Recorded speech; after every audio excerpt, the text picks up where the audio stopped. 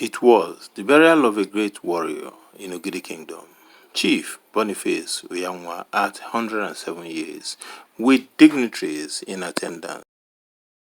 Alex Uzo Oyido, the Igwe as the Chamara of Ogidi Kingdom. You are highly recognized. You are highly welcome.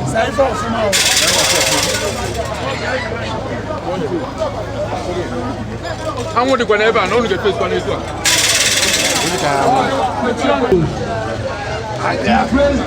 Union Nigeria, Good Union Nigeria ESCO, the President, the Vice President,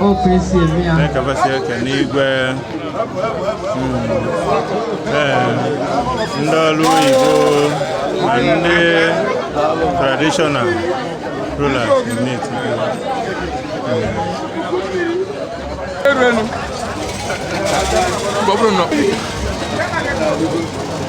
I want to know whatever. Look at land, I'm with what you have in them. We are not cover. I'm feeling good.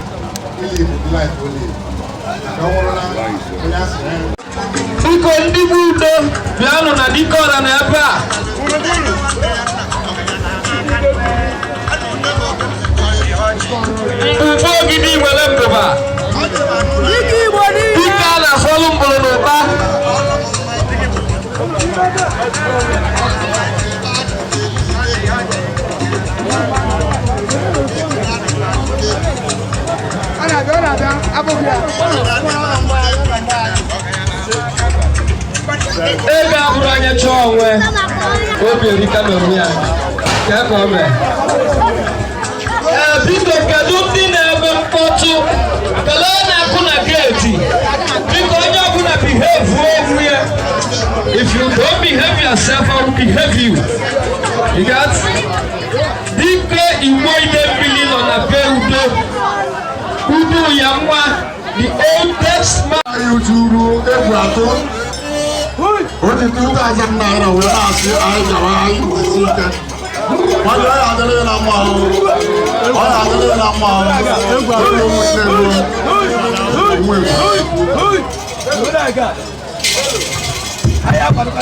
dịka nke a gbasiri ikonu ọgba akpaka na-abịa ekele ọgba akpaka na-abịa ekele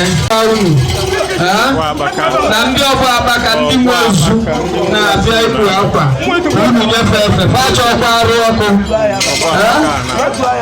ofesi isi otu a na-eto ozugbo esi ide mmiri ike nke obodo dịka edibe a echema a na-eto isi otu ekelekwa anyị mas pode estar